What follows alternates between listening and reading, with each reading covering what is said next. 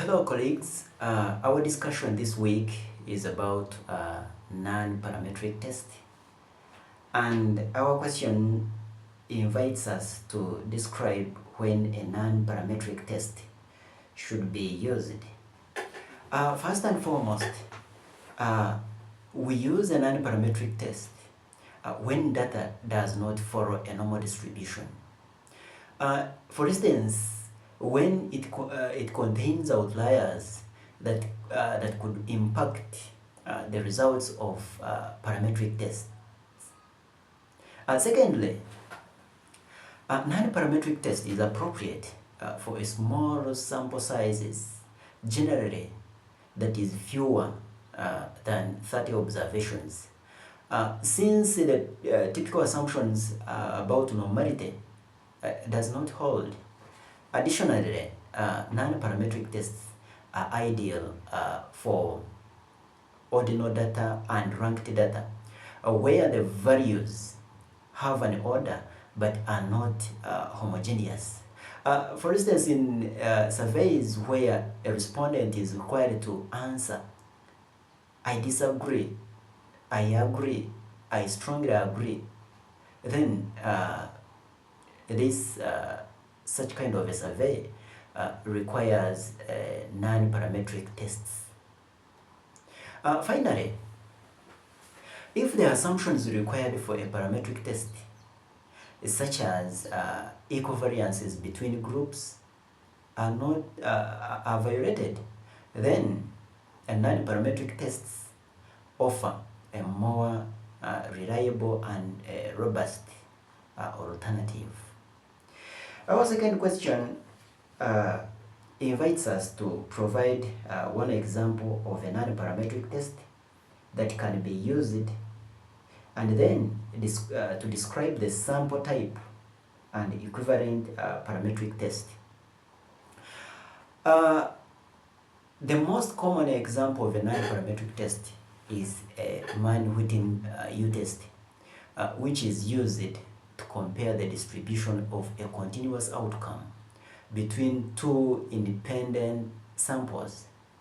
For example, it might be applied to determine if there is a difference in test scores between a treatment group and a control group in a clinical trial.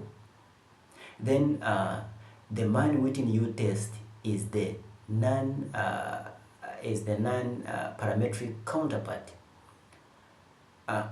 to the independent sample t-test, which compares the means of two groups but requires normally distributed data. Question 3 invites us to provide one example of how parametric differ or are similar to non-parametric tests.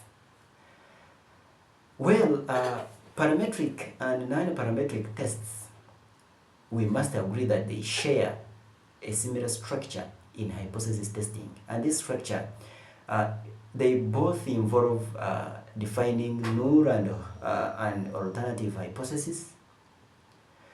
Also, they also undergo selection of an appropriate test statistics and making a decision based on the results. However, a key difference is that parametric tests, like the t-tests, depend on certain assumptions about the data distribution, which are typically normal and homogeneous. And so, for them, they use the mean and the as the central measure. Well, in contrast, non-parametric test, like what we said earlier, the man-Whitney U test, do not make these assumptions. In other words, for them, they rely on medians and data ranks, which makes them more flexible when the data conditions are less ideal. So both the parametric and non-parametric, in one way they are similar, and in another way they are different. So it depends on the researcher to determine which kind of data analysis, whether parametric or non-parametric, that is relevant to the survey. Well, thank you so much, and I wish you a joyful holiday season.